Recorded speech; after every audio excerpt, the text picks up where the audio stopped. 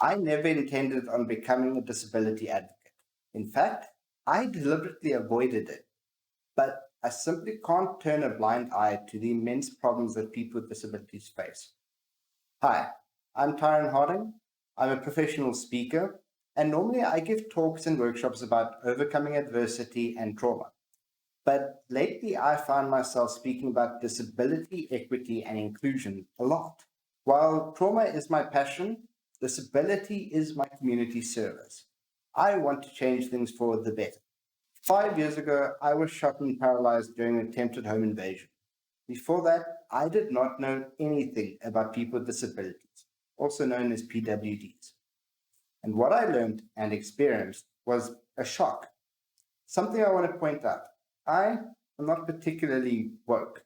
In fact, I consider myself a political centrist who believes in equality. I think we already divided enough as a human race without adding political labels.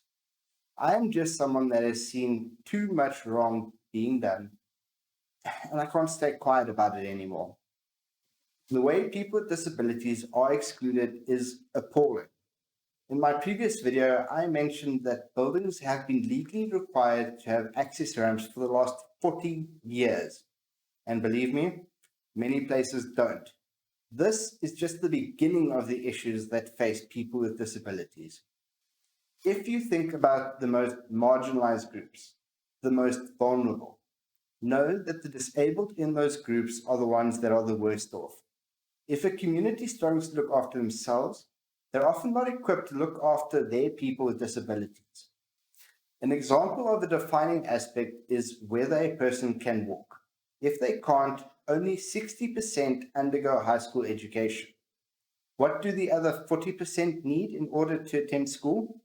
A wheelchair, accessible transport, and wheelchair accessible schools. We overcomplicate things when it comes to PWDs. Oftentimes, it is much easier to include them than what people think. Businesses are notorious for overvaluing the price of accommodating those with disabilities. Although PWDs make up 7.5% of the population, they are only 1% of the employment rate. Oftentimes, they will become entrepreneurs because they are excluded by businesses. I experienced this firsthand. When I was injured, I was working as an occupational health and safety officer outsourced to a large international company, and I had a very bad experience. Now, I won't be sharing the company name because my goal is not to shame and punish companies that do wrong, but instead I want to change how they operate by raising awareness and helping them improve. What essentially happened is that I was sidelined without income for months, and I was kept in the dark about why. When I was eventually fed up and I raised my voice, I was told it was because this company was worried about having a PWD on a construction site and all the risks involved. This could sound like a fair point, except there are two issues here. Firstly, I was a safety officer.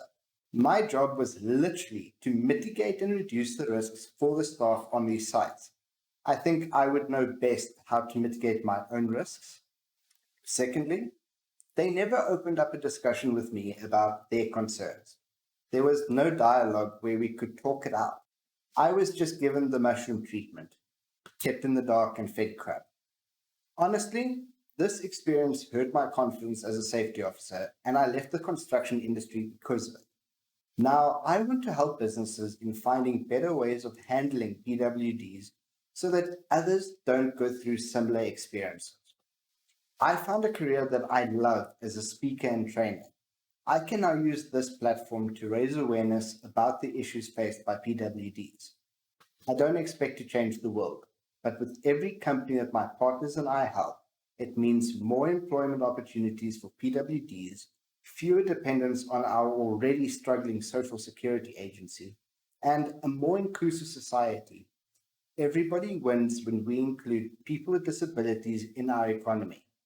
If your company needs more information on disability awareness training or structures on how to include PWDs in the workplace, please reach out to me. I'm happy to talk to anyone that might have any questions. Thanks, and I'll see you in the next one.